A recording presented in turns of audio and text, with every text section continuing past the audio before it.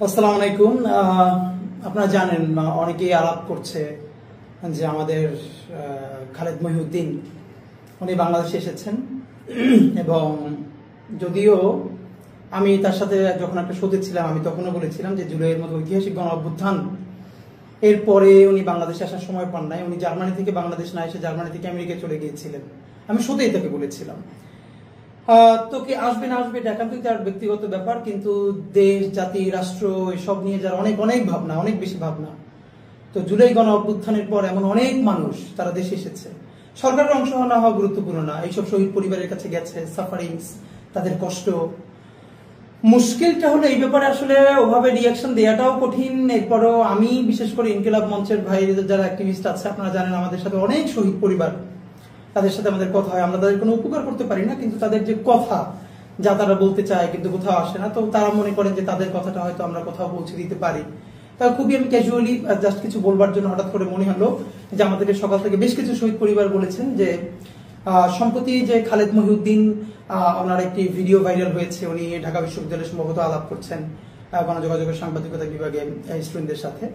সেখানে ওনার কিছু বক্তব্য, ওনার জুলাই শহীদ এবং এই শব্দের ব্যাপারে ওনার টোটাল বডি ল্যাঙ্গুয়েজ এ নিয়ে যেহেতু আমাদেরকে কেউ কিছু জানিয়েছেন, তো আমরা মনে করছি আমাদের এই আলাপ নিশ্চয়ই খালেদ মহিউদ্দিন শুনবেন, কারণ তিনি সবকিছুতে খোঁজ রাখেন এবং আমাদের ব্যাপারে তিনি ভালো করে খোঁজ রাখেন। সুতরাং আশা করি উনি এটাও খেয়াল রাখবেন। তো আমরা যা বলছি এটা অনেক শহীদ পরিবারের কথা, তারা আমাদেরকে বলেছে আমরা হয়ে যেন তাদের ব্যাপারে কিছু তাদের কথাগুলো যেন আমরা একটু বলি। দেখেন আপনারা অনেকেই আমরা একটা ব্যাপারে রিয়াক্ট করছি, আমিও একটা পোস্ট দিয়েছি, সেটা হলো যে প্রধান ফ্যাসিস্ট খুনি হাসিনাকে তিনি সাবেক প্রধানমন্ত্রী বলেছেন। এই আলাপটা আসলে একটা সেকেন্ডারি আলাপ। এই আলাপটার থেকেও খুবই সিগনিফিকেন্ট একটা ব্যাপার ঘটে গেছে, যেটা আমরা কেউ যেন অনেকে খেয়াল করছি না এই ভিডিওটার মধ্যে। আপনারা কি কেউ খেয়াল করেছেন যে এই আলাপের একটা অংশে আমাদের খালেদ মহিউদ্দিন বলছেন এনসিপি যারা তরুণ তুর্কি মানে হাসনা সার্জিস তাদের কথা বলতে গিয়ে তারপরে খালেদ মহিউদ্দিন যখন পলাতক ছাত্রলীগের খুনি লীগের সভাপতি সাদ্দামের ইন্টারভিউ করতে চেয়েছেন, তখন তো বাংলাদেশের আপমর সবাই এটার বিরুদ্ধে গিয়েছে এবং সেটা বেআইনিও ছিল। এবং তখন সম্ভবত হাসনা সার্জিস ওরা যেরকম বলেছিল যে এই রক্তের সাথে বেইমানি করে প্রতারণা। তা আপনি একটা ব্যাপার খেয়াল করেন যে খালেদ মহিউদ্দিন কোন বডি ল্যাঙ্গুয়েজে কাদের সাথে কিভাবে তাদের বক্তব্যটাকে কোট করছেন। তিনি বলছেন বিপ্লবীদের রক্তের সাথে প্রতারণা করে বলে উনি হা হা করে হেসে দিচ্ছেন, ওনার হাসি আসছে না, আর্টিফিশিয়াল। এরপর উনি এটাকে আরো লঘু করবার জন্য যে বিপ্লবীদের রক্তের সাথে প্রতারণা করে এরপর উনি বলছেন বিপ্লব রক্ত প্রতারণা। এত সহজ শব্দ না, আসলে তো এত সহজ শব্দ না খালেদ ভাই, কিন্তু সহজ তো আপনি করে দেখালেন। কারণ হাসনা সার্জিসের ব্যক্তিগত কোনো অবস্থানও হয়তো যদি ভুল হইতে পারে, কিন্তু তারা যে জুলাইয়ের গণ অভ্যুত্থানের মুখ বলতে এই যে এত শহীদ এত আহত এটাকে আপনি সব নিয়ে যেভাবে লঘু করবার চেষ্টা করলেন, আপনি কি নিজে খেয়াল করছেন এটা আপনি কি করলেন? মানে আপনি বিপ্লবীদের রক্তের সাথে প্রতারণা এই বক্তব্যটাকে যেভাবে বাজেভাবে উপস্থাপন করলেন, এরপরে আপনি বললেন বিপ্লব রক্ত প্রতারণা, মানে এগুলো কিছু না। মজার ব্যাপার হলো আপনি একজন সাংবাদিক হিসেবে কি চান? একান্ত বস্তুনিষ্ঠ ব্যাপারগুলো তুলে আনতে চান। আপনি নিজে বলছেন যে ট্রমার ব্যাপারটা আপনার বক্তৃতার মধ্যে বলেছেন। ইভেন আমেরিকায়ও যদি কোনো ভিকটিম আবার সেই ইন্টারভিউ দেখে আরো ট্রমাটাইজড হয়ে যায়, তাহলে তাকে বাংলাদেশের আইন তো কভার করেই না, আমেরিকার কোথাও কভার করেন, এটা আপনি বলেছেন। এর পরেও আপনি বলছেন যে তবে এইটা এত বিগ, আপনি সাবেক প্রধানমন্ত্রী হাসিনার ইন্টারভিউ করতে চান যদি আপনার জেলেও যাওয়া লাগে। দেখেন আপনি কি বিরাট বিপ্লবী ভূমিকায় অবতীর্ণ হয়েছেন, যেবার আপনি জেলে গিয়ে হইলেও হাসিনার ইন্টারভিউ করতে চান। মজার ব্যাপার হইল কারণ কি এই জুলাইয়ে কি হইছে না হইছে, প্রথমত এইটা আপনি সাদ্দামের কাছ থেকে শুনতে চাইছেন। আমার কথা হইল আপনার কাছে প্রথম প্রশ্ন, জুলাই কি হইছে না হইছে, সাদ্দামের ইন্টারভিউ করা তো প্রথমত আইনি নিষেধাজ্ঞা আছে। মোরাল গ্রাউন্ডে কতটুকু জার্নালিজম এটাকে সাপোর্ট করে সেটা নিয়েও তর্ক বিতর্ক আছে। আমার আপনি একটা কথা বলেন, সাদ্দাম তো কিলার, হাসিনা তো কিলার খুনি, এটা বলতে আপনার খারাপ লাগলেও বাংলাদেশের শহীদ পরিবারের খারাপ লাগে না। আপনি গত 14 মাসে বা 15 মাসে জুলাইতে কি হয়েছে ভিডিও না দেখা টক শোনা কইরা জুলাই গণ অভ্যুত্থানের মধ্যে ধরলাম আসে নাই। দেখেন আপনার ব্যাপারে অ্যালিগেশন আছে, আপনি এটার উত্তর দিয়েন। এটা ফেসবুকে প্রচুর ভাইরাল হয়েছে, জার্মানিতে থাকে আমাদের বাংলাদেশি অনেক যারা স্টুডেন্ট, তারা এই জুলাই গণ অভ্যুত্থানে হত্যা চলাকালে তারা রাস্তার পাশে দাঁড়িয়েছিল প্রতিবাদ করবার জন্য। আপনি সামনে থেকে আপনার অফিসে হেরে যাচ্ছিলেন, তারা আপনাকে রিকোয়েস্ট করেছে যে খালেদ ভাই আপনি 5টা মিনিট দাঁড়ান, আপনি কর্ণপাত না করে হুড় হুড় করে অফিসে চলে গেছেন। কই, বাংলাদেশের তো অনেক প্রফেশনালস যারা পৃথিবীতে বাইরে ছিল, তারা তাদের পুরো প্রফেশনকে ঝুঁকিতে ফেলে শিক্ষার্থীদের সাথে দাঁড়িয়েছিল এবং তারা জনতার কাতারে দাঁড়িয়েছিল। আচ্ছা, আপনার নিজের অবস্থান যে আমি দাঁড়াবো না, আপনি না দাঁড়ালে আপনারা কেউ জোর করে দাঁড় করাতেও পারবেন না। জার্মানির মতো জায়গায় যেখানে স্টুডেন্টরা এত ঝুঁকি নিয়ে ভূমিকা নিয়েছে এবং তারা প্রোটেস্ট করেছে, আপনি তাদের সাথে তো একাত্মতা পোষণ করেনি নাই, তারা রিকোয়েস্ট করেছে তারপর আপনি যান নাই। কিন্তু এরপর আপনি যখন আবার জার্নালিজম শুরু করলেন, আপনি বাংলাদেশে ডকুমেন্টেড 1400-এর বেশি শহীদ, 30-40 হাজারের বেশি সিভিয়ারলি আহত, চিরতরে অন্ধ, পঙ্গু, শিশু, আপনি তাদের একটা ইন্টারভিউ করেছেন এসে? আপনি একটা শহীদ পরিবারের কাছে গেছেন, একটা আহতের সাথে কথা বলেছেন? আপনি কি করলেন?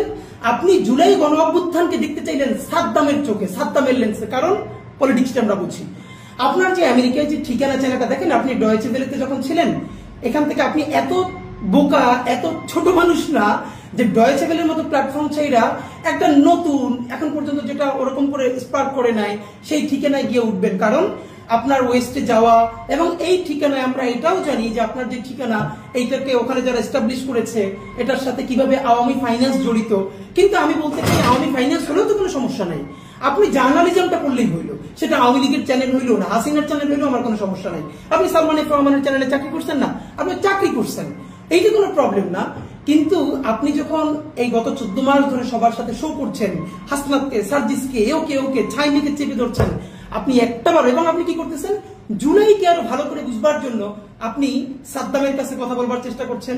এবার আপনি জেলে গিয়ে হাসিনার সাথে কথা বলতে চান, জেলে গিয়ে হলেও। বলেন তো, গত 14 মাস আপনি কয়টা শহীদ পরিবারের সাথে, তার মা, তার বাবার সাথে কথা বলেছেন? আপনি কয়টা চিরতরে অন্ধ মানুষের সাথে কথা বলেছেন, চিরতরে পঙ্গুর সাথে কথা বলেছেন? আপনি যদি ওরকম জার্নালিজম করতে চান, তাহলে সকল শহীদের পরিবারের সাথে কথা বলে, আহতদের সাথে কথা বলে, তারপর তাদের অ্যালিগেশনটা কতটুকু সত্য, কতটুকু মিথ্যা, মিথ্যা হওয়ার তো সুযোগ নাই, কারণ ইট হ্যাপেন্ড, এটা ক্যামেরার সামনে ঘটেছে, লাশ জ্বালিয়ে দেওয়া হয়েছে, ক্যামেরার সামনে ঘটেছে। এরপর আপনি চাইলে তাকে বলতে পারেন যে আমি আপনার একটা, কেন ওসামা বিন লাদেনের রিটেন ইন্টারভিউ তো নিয়েছে আমেরিকা থেকে এসে, তো আপনি কিন্তু সেটা না করে, আপনি কোন শহীদ পরিবারের সাথে কথা না বলে, আপনি একজন খুনি, যাকে মানে খুনিকে খুনি বলতে আপনার তো দ্বিধা কেন? মানে খুনিয়া হাসিনা খুন করছে কিনা এটা নিয়ে আপনার দ্বিধা আছে?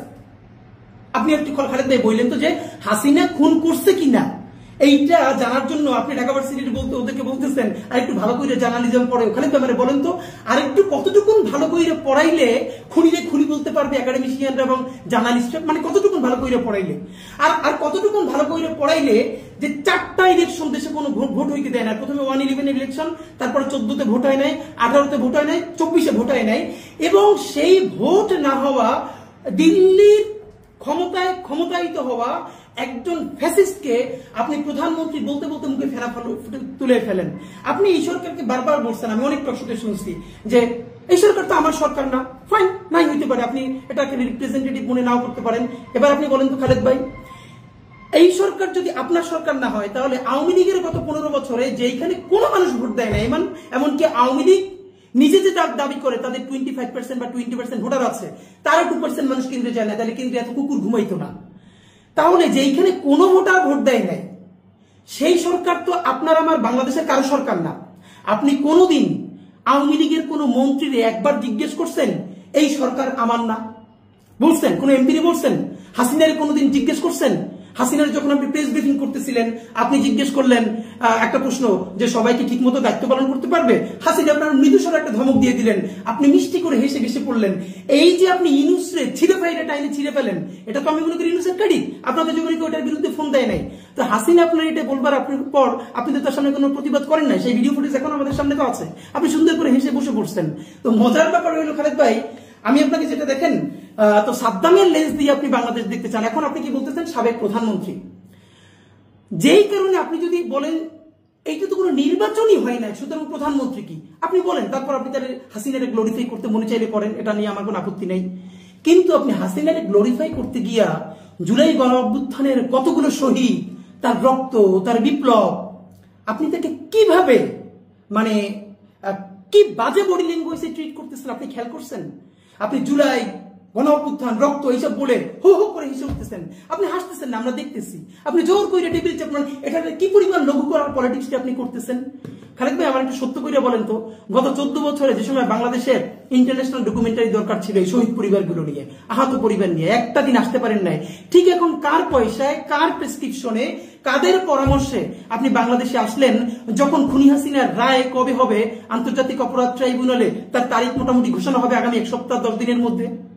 এবং যখন জেনারেল ঘাতক জেনারেলদের বিচার শুরু হয়েছে এদেশে, যখন আওয়ামী লীগের এবং হাসিনার চূড়ান্ত বিচারের পর্যায়ে গেছে, তখন আপনি এসে এই জুলাইয়ের ক্যারেক্টারগুলোকে যেমনি ভাবে লঘু করবার চেষ্টা করতেছেন, রক্তপাতকে লঘু করবার চেষ্টা করতেছেন।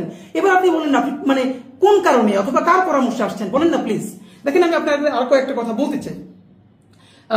এখানে আপনি হাসনাতকে একবার একটা টক শোতে বলছিলেন, হাসনাত যখন ওই যে ঝামেলা হয়েছিল, যে চোরকে ধরিয়ে দেওয়া তো আপনার কাজ না, আপনি বলছেন ওকে। তো তখন এর মানে কিন্তু মানে এটা বেআইনি যে হাসনাত ওরকম করে ধরাইতে পারে না। তো আমি অন্য জায়গায় বলছিলাম যে নাগরিক হিসেবে কেউ চুরি করতে দেখলে তার ধরাই দেওয়া তো নাগরিক কাজ। এরপরও আইন যদি কাভার না করে তাহলে ঠিক আছে, এভাবে ধরাই দেওয়া যায় না। তাহলে চোরকে ধরাইয়া দেওয়ার ফলে হাসনাত যদি বেআইনি কাজ করে, তাহলে বাংলাদেশ এবং আন্তর্জাতিক যে স্ট্যান্ডার্ড আছে, যে ভ্যালিউজ আছে, কাস্টমস আছে, তার বাইরে গিয়েও আপনি হাসিনার ইন্টারভিউ করে জেলে যেতে চান? আপনি আমারে বলেন তো, গত 15 বছরে যত আওয়ামী লীগের মন্ত্রী এমপিদের সাথে আপনি টকশো করছেন, আপনি একজনও ডিরেক্টলি বলছেন যে আপনি তো বিনা ভোটের এমপি, আপনি তো ভোট ছাড়া মন্ত্রী? না, বলেন না। আমি আপনার মনে করাই দিই, করোনার সময় আমির হোসেন আমু আপনি একটা ইন্টারভিউ নিতেছিলেন। তো ইন্টারভিউ নেওয়ার সময় আপনার দুই একটা প্রশ্ন শুই না, তার ভালো লাগে না, সে মাইকটেক ছাইরা উইটা হাইটে গেছে।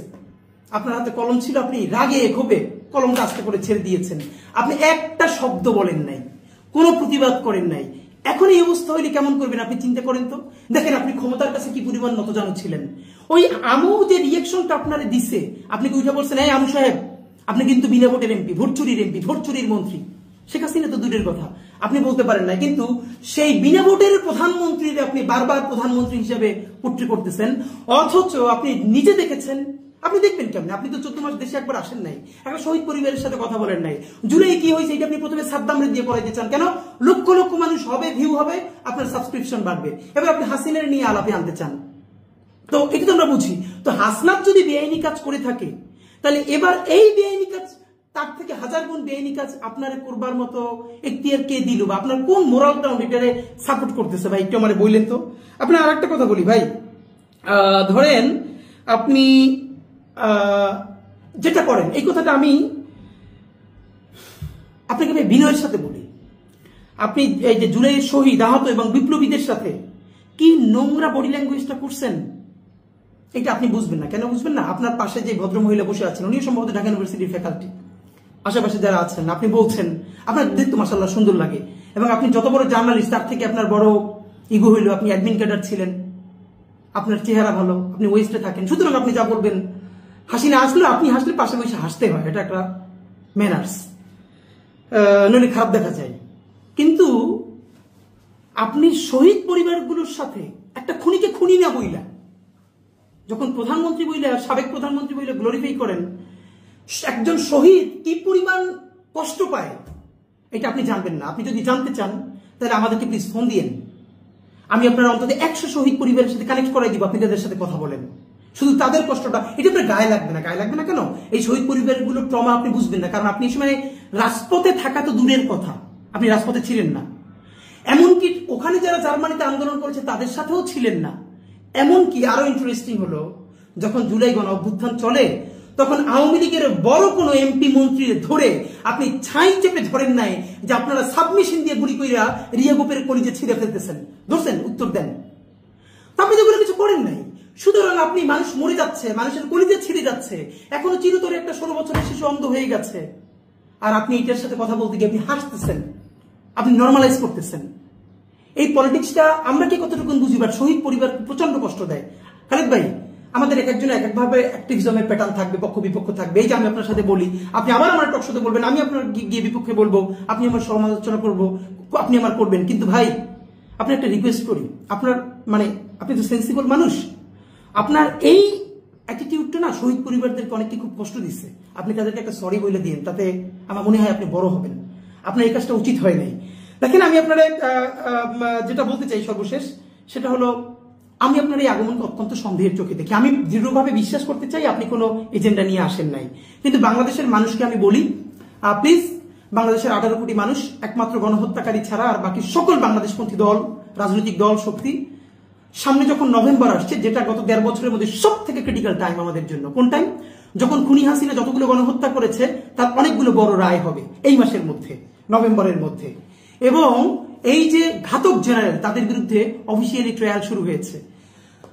আওয়ামী লীগ চাচ্ছে, এমনকি সেই ঘাতক জেনারেলদের একটা অংশ, আওয়ামী লীগ, ইন্ডিয়ার সেই লবি, সবাই মিলে এখানে এমন একটা ক্যাওটিক সিচুয়েশন তৈরি করতে চায়, যার ফলে এই সরকারকে ফল করিয়ে একটা নতুন, একটু লেস আওয়ামী লীগ এমন একটা গভর্নমেন্ট তৈরি করে তারপরে 6 মাস 1 বছর চালিয়ে নির্বাচনটাকে বানচাল করে দিয়ে এরপর আওয়ামী লীগকে ফিরিয়ে এনে একটা ইনক্লুসিভ ইলেকশন আমি নির্বাচন করতে চাই। তো এর প্রথম প্রক্রিয়াটা হলো এই নির্বাচনকে, এই বিচার কাজকে বাধাগ্রস্ত করা, তারপরে নির্বাচনকে বানচাল করা। এই জন্য আপনার যেটা লাগবে, এখানকার সব থেকে পাওয়ারফুল হল সিভিল সোসাইটি। তারা নতুন নতুন ন্যারেটিভ উৎপাদন করবেন। তো আমার যেটা মনে হচ্ছে, এই খুনি হাসিনার রায়ের আগে খুনি হাসিনা সরাসরি অর্ডার করেন নাই, এই নিচের কিছু র্যাবের অফিসাররা সরাসরি এটা করেছে।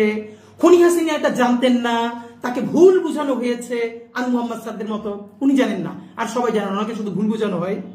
এইরকম কিছু ন্যারেটিভ নির্মাণের জন্য সিভিল সোসাইটি থেকে চেষ্টা চলছে। আমার মনে হয় এই ন্যারেটিভকে প্রচার করার জন্য আপনার চেয়ে ভালো কোনো ফিগার নেই। আপনারা দেখতে সুন্দর এবং সিভিল সোসাইটির সাথে আপনি সব থেকে বেশি কানেক্টেড।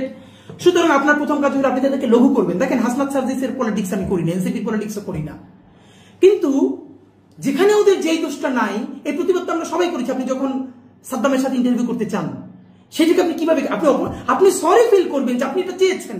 আপনি হিটলারের ইন্টারভিউ জার্মানিতে বসে ভাবে করতে পারতেন? আপনি কি এখন আজকে জার্মানিতে যদি থাকেন আর এখন যদি হিটলার থাকতো, আপনি জার্মানিতে বসে বলতে পারতেন যে আমার জেল হইলে হোক আমি হিটলারকে ইন্টারভিউ করব? কিন্তু আপনি বাংলাদেশে বসে বলতে পারতেছেন। এর কারণ আমরা মনে করি আপনাকে এবার পাঠানো হয়েছে অনেক হিসাব নিকাশ করে। এখানকার হয়তো কোনো একটা এজেন্সি পাওয়ারফুল, তারা আপনাকে পুশ করেছে, আসেন, বাকিগুলো আমরা ঠিক করছি। আপনাকে আওয়ামী লীগ, হাসিনা, অন্যান্য যারা আছে, তারা যে কোনো ভাবে আপনাকে কনভিন্স করতে পেরেছে যে আপনি আসেন, এসে এই কথাগুলো বলতে শুরু করেন। এটা যদি না করেন, আপনি এসেই এই কথা আপনি কেন বলছেন? তো প্লিজ, আমি আপনাকে বলবো যে আপনি যে সাবেক প্রধানমন্ত্রী বলছেন, আপনি যেটা সারাদিন গ্লোরিফাই করতে পারলে আমার কোনো সমস্যা নাই, কিন্তু প্রকাশ্য দিবালোকে খুন করছে সেই খুনিকে আপনি খুনি বলতে পারেন না। কিন্তু বিনা ভোটে এমপি হয়েছে, মন্ত্রী হয়েছে এবং তাবেদারি করে দেশ বাঁচছে, তার এখন আপনার সাবেক প্রধানমন্ত্রী বলে বলা লাগে। এই যে আপনার ফেটিস, মানে এটা তো আমাদেরকে আসলে বুঝতে হবে যে আপনি কোন উদ্দেশ্যে কাকে কি বলছেন। তো আমি আপনাকে দেশবাসীর উদ্দেশ্যে বলতে চাই, সম্ভবত এইটা একটা খুনিদের প্রথম টেস্ট কেস। তারা এরকম বয়ান বিভিন্ন জায়গা থেকে তৈরি করবে, লিখবে, বলবে। যদি প্রথমবারে তারা উতরাইয়া যায়, তাহলে সেকেন্ড ফেজে তারা কোথার থেকে আরো বড় করে চেষ্টা করবে এবং বিচারকে ভণ্ডুল করবার চেষ্টা করবে। আমি সর্বশেষে আপনাদের মাধ্যমে যেটা বলতে চাই, খালেদ মহিউদ্দিন থেকে শুরু করে অন্যান্যরা এটা জীবনে সাহস পাইতো না। সাহস পাইছে শুধু রাজনৈতিক দলগুলোর অনেকের কারণে। আমরা বলেছিলাম আপনারা যে যার রাজনীতি করেন, কিন্তু জুলাইয়ের প্রয়োজনে আপনারা একতাবদ্ধ থাকেন।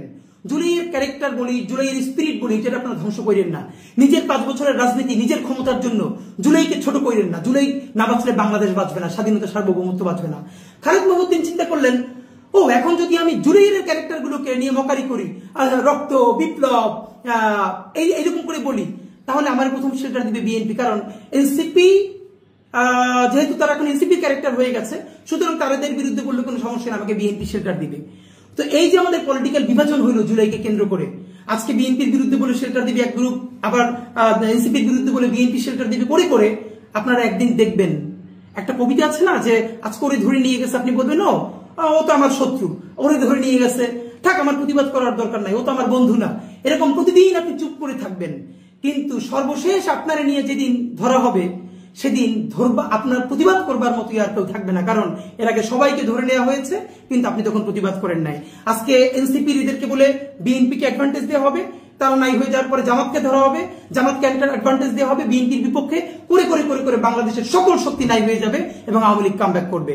সুতরাং সেন্সিবল সকল মানুষের প্রতি আমার বিনীত অনুরোধ, সামনের নভেম্বর বিচারের প্রশ্নে কোনো আপোষ করা যাবে না। আমাদেরকে বিচার এবং সুষ্ঠু বিচার ঘরে আনতে হবে। এই প্রশ্নে বিএনপি, জামাত ইসলামী, এনসিপি, গণ অধিকার পরিষদ, এবি পার্টি, যত দল আছে সবাইকে আমাদেরকে ঐক্যবদ্ধ থাকতে হবে। আপাতত আমাকে অ্যাডভান্টেজ দিয়ে যদি আরেকজনের বিপক্ষে বলে, এটাকে আপনি হাসি মুখে নিয়েন না, মনে করেন পরের ঢিল আপনার উপরে ছুটবে। কখন? যখন ও আর আপনার ব্যাপারে সাহায্য করতে আসতে পারবে না। তো আমি আপনাকে বলি, খালিদ মহিউদ্দিন ভাই, আমি আপনাকে চাইলে আরো প্রচন্ড ভাবে বলতে পারতাম, এবং কিন্তু আমি আসলে অনার করতে চাই আপনাকে ওই জায়গাটা, এবং আমি মনে করি, দৃঢ়ভাবে বিশ্বাস করি, আপনি যে বডি ল্যাঙ্গুয়েজটা শো করেছেন, এটা জুলাইয়ের শহীদ পরিবাররা প্রচন্ড কষ্ট পেয়েছে, আমাদেরকে জানিয়েছে, আপনি তাদেরকে সরি বললেন।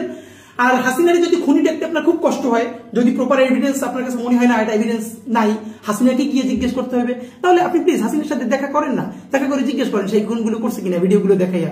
কিন্তু এই যে তারে ইন্টারভিউ করে আপনি জেলে গিয়া হিরোইক একটা মহাকাব্য তৈরি করবেন, এইটা জুলাইয়ের সাথে গাদ্দারি বলবো না, এইটা হলো এখানকার ভ্যান চালক, রিক্সাওয়ালা, যারা আপনার মতো বিসিএস ক্যাডার হয় না, চেহারা ভালো না, যার কোনো কণ্ঠস্বর নাই, এইসব মানুষদেরকে এলিটরা কেমনি করে খামচে খামচে খায়, তার একটা ক্লাসিক উদাহরণ হয়ে থাকবে। এগুলো করেন না ভাই, প্লিজ।